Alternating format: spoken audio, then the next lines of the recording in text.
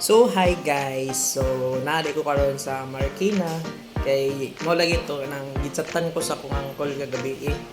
Nga ipaanhi ko dere kay nay magtrabaho dito silang balay, so mauto kanang gihimo ko og kusinero, so na kay busy man sila while gatrabaho kay well pod ko galuto.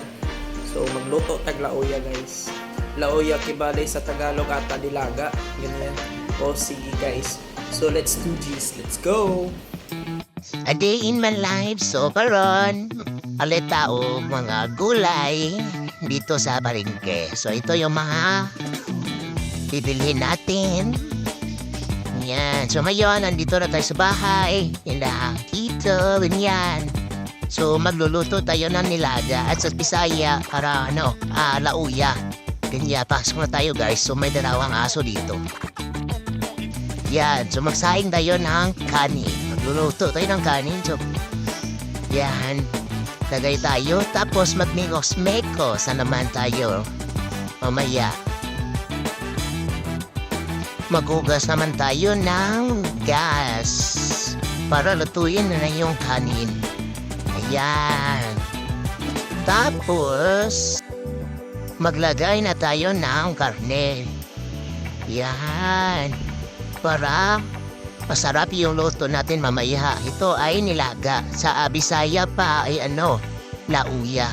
Yan, masarap po yan. So, kagyan natin ng tubig para may sabaw. Mas masarap, mas madaming sabaw. Ganyan.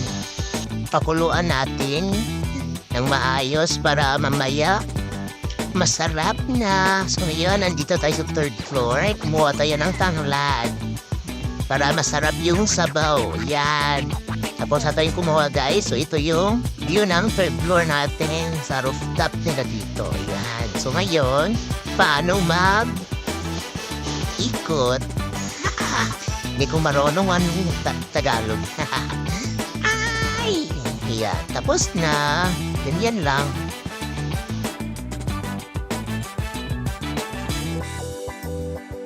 So ngayon guys, maglilinis tayo ng gulay. Hugasin natin para walang dumi. Para malinis yung mga gulay natin.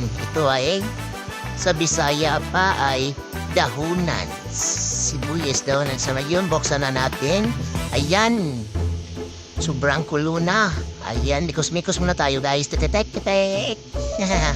Dito pala yung mahirap talaga pag ganito yung kusinero. Yan, isa, nagbablad na naman yung isang dito ko. Yan. Yan, mahirap talaga. Hugasin natin ulit. Ganyan. Tatapos nito, mamaya, ilagay na natin yung mga gulay dito. So, lagay na tayo ng tanglad.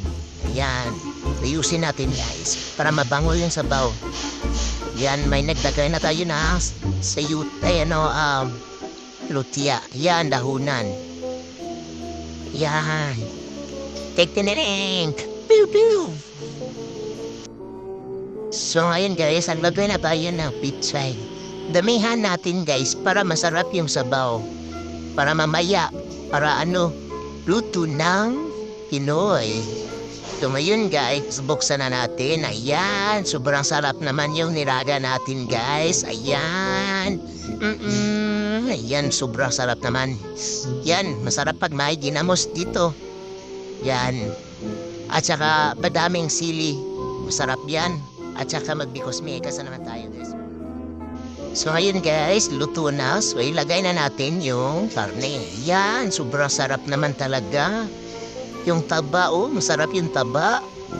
Ayan, taba at saka yung laman.